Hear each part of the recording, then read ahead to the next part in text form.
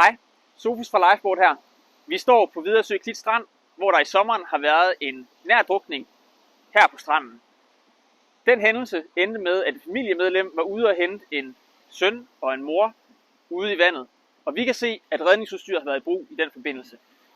Derfor har vi taget på stranden i dag for at se, hvad der er gjort godt, hvad kunne være bedre. Det som vi kan se her på stranden er, at Lifeboat er placeret meget sydligt, midt på stranden, meget synligt.